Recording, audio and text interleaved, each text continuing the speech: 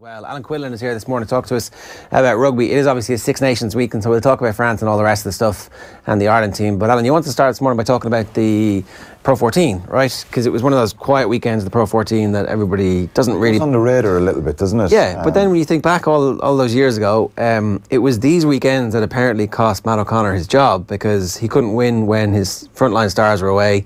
Complained a little bit about not having his frontline stars, and then lo and behold, his time at Leinster was done. In retrospect, it was a good call. It was the right call to bring Leo through, but you've got to win these games.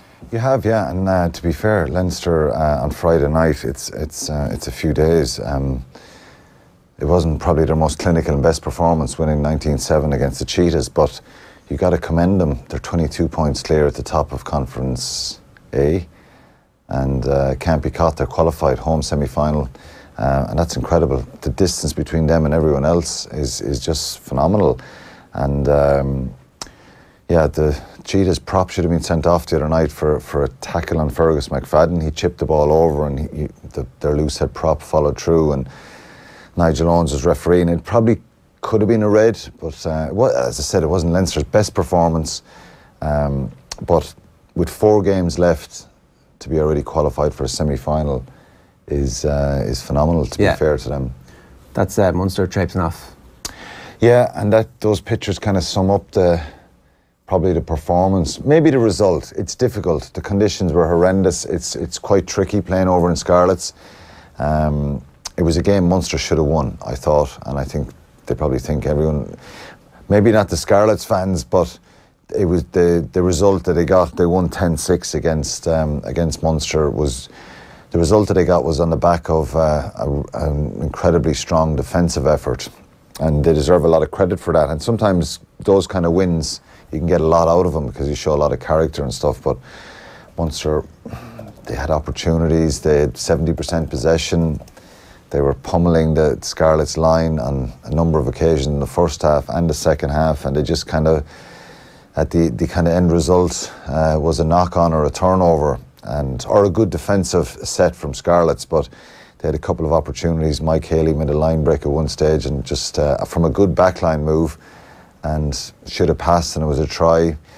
Aaron Obota lost the ball as he was going for the line in the second half. Jean Klein's try was ruled out by the TMO. And so the pictures sum it up, really. Frustration. It was a big... Maybe it won't be as big in a couple of weeks, because Glasgow have to go to Leinster, come to the RDS, and they will be relying, Munster will be hoping that Leinster do them a favour. Leinster do them a favour. And there's 4 games left. Munster have got to win their 4 games, but this was a real chance to stay ahead, and it would have been, I thought if they won this one, it would have been the one that would have guaranteed them top spot in the conference.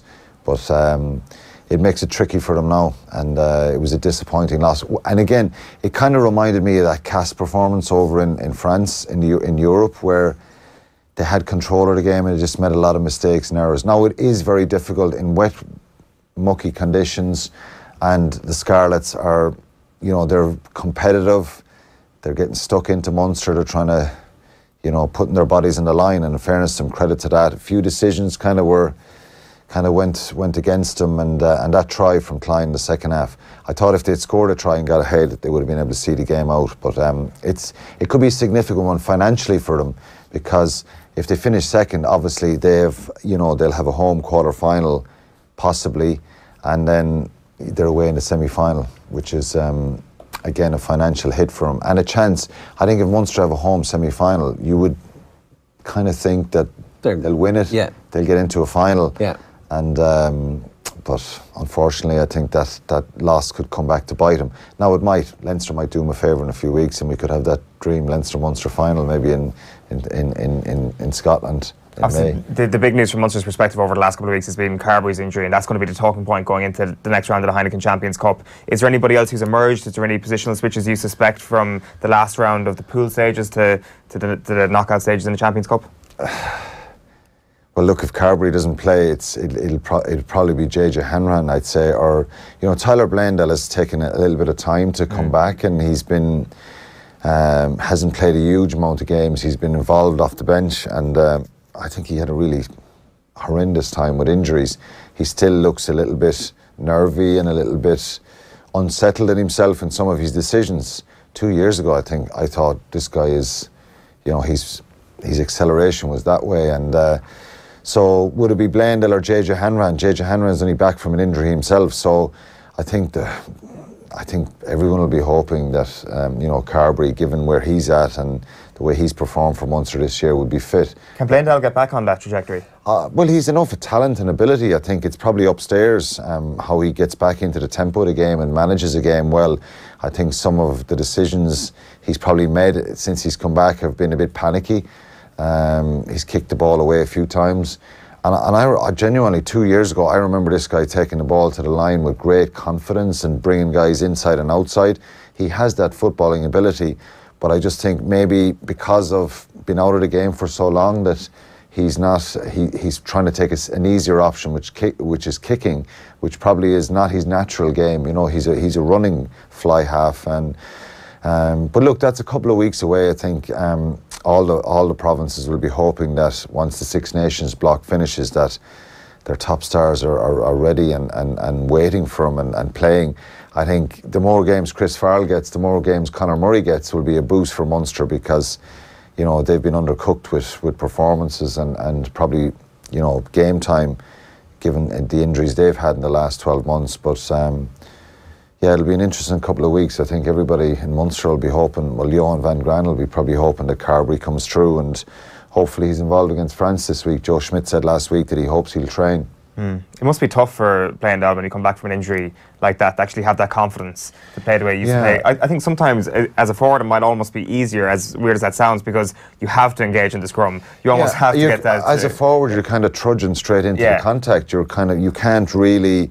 There's kind of no real moments that you're standoffish, because you're scrum, line out, breakdown. You're going to be tested defensively. It's kind of it's not as. That doesn't mean it's easy to get back into the full contact, but I think, I thought it was really interesting what Joe Schmidt said about his number 9 and 10, Conor Murray and Johnny Sexton, that 9s and 10s in rugby, everything goes through them, so they're constantly having to think, make decisions. For forwards, it's a little bit different. You just get a ball, head down, try and plough over someone or carry the ball. You're not really thinking of the bigger picture of tactically where the ball should go and how to direct the team. So it can be tricky. And for Tyler Blandel, he's a really, really talented player. And, he's signed a new contract. So there's obviously... It's a long-term project to get him back to where he was. And look, people would say over the last couple of years that, he hasn't been the best investment because of the injuries. And it was kind of... which is very unfortunate for the guy. But I think he has the ability, but he just needs to... You want to see him get that little bit of swagger and confidence back, where he does attack the line like he had been doing up to 2 years ago. He's still pretty young. Like, we're not talking about a 35-year-old here. 26 or 27, I think. Yeah, so loads of time for an out half to emerge. But I think that is the concern, though, because of what Carbery's brought this year and a real composure and control. Munster's biggest issue in the last couple of years is not, and this is not to knock the players who've been there, Keithley, Blandel, JJ Hanrahan. It's just they've been chopping and changing so much. One fly half plays well for 3 games, then he has 2 bad games, and then someone else comes in, and there's an expectation. There's been a fair bit of chopping and changing. So I think what Carbery brings is, obviously he's an international who's a very talented guy who's full of confidence and belief, and he's given a real stability in that position this year. Yeah. You were writing at the weekend in the Indo in your column about the Leinster players ending up all around the places, obviously on the back of the news last week that perhaps Ulster are going to be the next team to benefit again from a member of the Leinster pack heading north. Ultimately, is this something that we need to be cautious about? Like, one of the benefits of Irish rugby is that players play for their team. Yeah. That it's the team that they grew up supporting. And if we just want to be the same as every other country where rugby has no connection and no pathway really for local players to be on the local team, fair enough, right? But let's say that's what we're doing, and let's not pretend that we're somehow morally superior to the other countries. Yeah, the landscape has changed there from my time playing, and where it was very partisan, and like, would a Munster fella play with? I know Stephen Keogh and Trevor Hogan did, they were maybe down the pecking order and frustrated that they weren't getting opportunities in an incredibly strong Munster squad back then. There was so much depth in the squad. And everybody played every game. There was no sense of it wasn't this rotation thing didn't sit well with anyone. If you weren't playing, you were seen to be dropped and you were frustrated and angry. It did start to happen a little bit that, you know, if you're an international, you accepted it more that, look, I'm not playing this weekend and, you know, you're getting rested, it's more management. But Connacht were probably the first province that bought into this scenario for obvious reasons, because they lacked, they needed a little bit more help and support, and they tended to pick up guys from Leinster and Munster and mainly Leinster guys who weren't getting in the Leinster setup, that it was kind of seen as a feeder province. I don't mean to be disrespectful to them, but it was seen as, that's what it was. And a lot of guys went there, and look at Sean Cronin.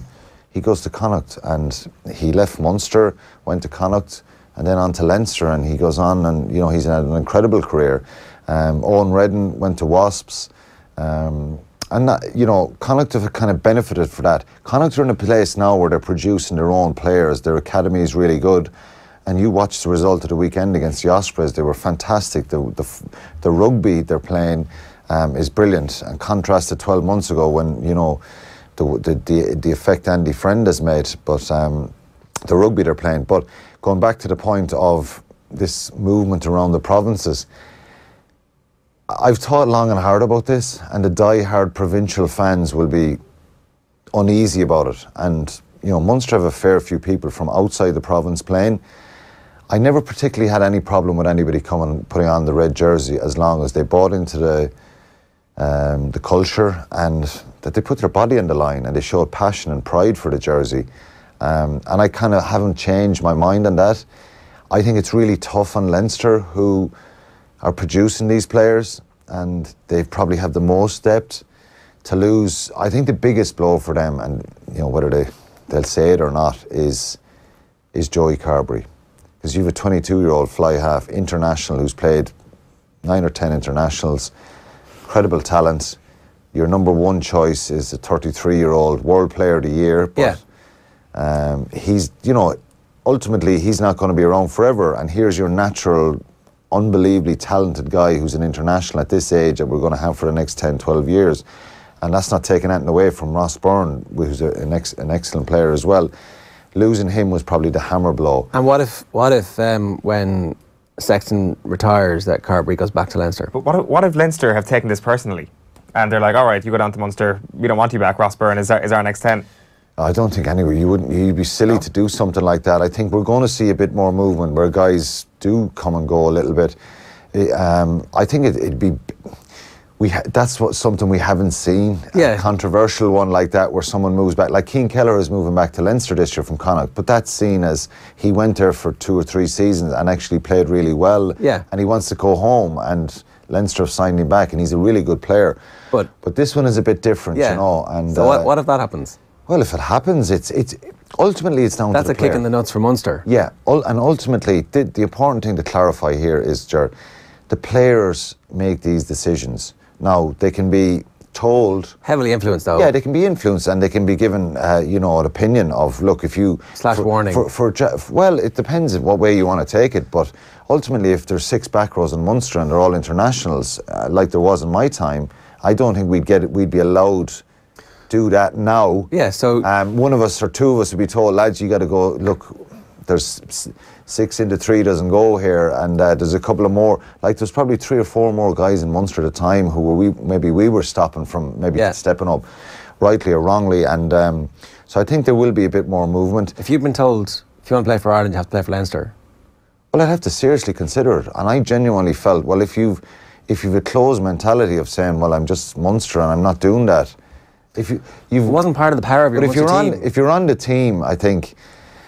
See, there was so very little between some of our players at times there that... Who was your main... At one stage, Wally came back from the British and Irish Lions in 2001, David Wallace, and he was playing with Gary Owen when that started that season. Well, the back row was Dennis Leamy, Axel, and myself, and Jim Williams was there as well. So Jim and I were rotating at the bench, or Leamy, or between the 4 of us. Wally was playing with Gary Owen. James Collin was there as well, and David Corkery was there before that. He'd retired from injury, but it probably wouldn't happen now. But you look at Jack McGrath, if he moves to Ulster, that's Joe Schmidt or anyone in the RFU can only give advice and say, look, I think it's better if you're playing week in, week out. He cannot say to Jack McGrath, you're not going to be starting for Leinster next year because Cian Healy is there, and Ed Byrne might be challenging you now for number 2. How can he do that? He can't do that, and I don't think it'd be crazy to think he would. I think in that instance it's different when you have somebody like Carbery who they needed to evolve. But ultimately I think Jack McGrath would probably instigate this himself and look at this in himself. That's what Roy O'Connor's piece, that was the detail. And I think that's brave of the player, and I think it's right of the player to think, because if I'm down in Munster and I'm 6th choice back row and I want to play for Ireland, well, you know, you've got to take off the goggles then and say, hold on a minute here, I want to go and play, and it's not exactly a perfect scenario for me, and I'm not a Leinster man, but you know, I go there and I do what's best for the team, and I'm professional about it, and then suddenly you kind of you become that person, like Sean Cronin. Sean Cronin's from Limerick, Owen Redden's from Limerick, but did you ever see them kind of slacking off when they played Munster? Not in the slightest, you know. So players have to change their mentality. If Jack McGrath goes up to Ulster, you think you'd have Cian Healy, Dave Kilcoyne, James Cronin, who has had a terrible run with injuries, Dennis Buckley, Jack McGrath, Eric O'Sullivan for Ulster. It's good for the national team. The national team funds everything. So here, I don't think it's not about money. I think it's about, given the age Jack is at, he will probably get that 3-year contract with Ulster, whereas it depends. Will he get it with Leinster next year when he starts negotiating? So it's probably a bit of both. One last question for you though. Should if this is going to happen, should those players not be asked to move in the academy years when they're 18, 19 as opposed to... Yeah, it's a very relevant point. We spend our time developing them so I'm just being Leinster here for a minute. We spend our time developing them, and then you cherry pick the best ones just before they make our first team, and then we go through the process again, and then you cherry pick those, and it's like, well, get your shit together yourselves. You sort your own academies out here. I think that's something that's definitely been spoken about in the last few years about the academies in Munster, Ulster, Connacht, and you know, it is like a draft system for an academy at 18 after the Schools Cup finals. Sometimes would it's be a great idea, something like that. But then, if you have a star player on the schools team, you're trying to not lose him, and he's gone through into the sub academy, the academy, and stepping up to development contract. It's a tricky one, and if you start prodding at the younger players, then you kind of tapping up guys and stuff like that. But that's the bit that could be completely defined by the IRFU. We have an intake of 50 players to the academy every year. You're getting 15, you're getting 15, you're getting 15, you're getting 15, and we're going to manage and run the academies and invest in them equally. I understand the broader picture there, but I think it's difficult for 17, 18, 19-year-olds who want to play for Leinster, want to play for Munster or whatever, and they're in that academy. They want to see for a year or two where they're at, really. And I think it'd be hard if you started plucking them straight out of school and go pushing them around the place. Plus, they're only kids, really, you know what I mean? And you know, they're starting out. So in concept, the idea is not a bad one, and it's relevant. But I think we're going to see a bit more player migration. It's always happened, but not with the high-profile internationals. Yeah, it's happened with guys like Niall Ronan came down to Munster. He wasn't playing enough with Leinster. Andrew Conway, and they were brilliant Munster players. Andrew Conway still is, but Niall Ronan became a Munster man, and that happens. Like Redden and Sean Cronin, and you know, it's probably something we're going to see a little bit more of now with the internationals. Yeah, no, totally. And you've got to be open to it because it's obviously for the good of the individuals' careers as well. Very quickly, how are you feeling about France 6 days out? What's going to happen? I think there's the way I did the France-Scotland game in Paris for Virgin and the last time, and you get a sense of the desperation that was there before that game for the French after what happened in Twickenham against England. Looked like they found their team though. Yeah, well, Dupont. As long as they don't make 15 changes, which they might do. I don't think he will. Dupont and Intermac at fly half and scrum half were brilliant. Ramos full back, Demba Bamba tight head, 20-year-old monster, brilliant footballer as well around the field. Beautiful little kick from Bastro in the middle. Hadn't seen that before. Yeah, and I just think the cream of the crop for that backline would be Fofana in there somewhere, you know what I mean? But they went with Bastero, and who can be a very skillful player for a big man as well. So they'll have a lot more confidence coming to Dublin. But ultimately, it's down to, if Ireland can be more clinical and improve on some of the mistakes and stuff that went wrong. But it'll be physical. France are a big, strong pack, and I think Ireland need to start well next Sunday. I need to start well, and that kind of stems from a good training week as well. And they probably have to block out some of all the advice that we're all sharing. About the piss was going drinking, comparisons with 07, players losing confidence and stuff like that. They're too big to be losing confidence. I think it's just they're in a bit of a frustrating kind of a rut. And I've said this, my opinion, they've played 3 teams who tried to figure out how they stop Ireland, rather how they play against Ireland firstly, and that's kind of rocked Ireland a little bit. So I think they'll be better. I'd be very surprised if Ireland weren't more clinical and better and have a good plan for France on Sunday. And ultimately, this isn't about getting a 20-point win over France. This is about getting a nice, crisp win and making sure that you get a 3rd win in the championship and you go to Cardiff the week after. With a chance of being thereabouts. Yeah. All right, Alan, good stuff. Thanks for that.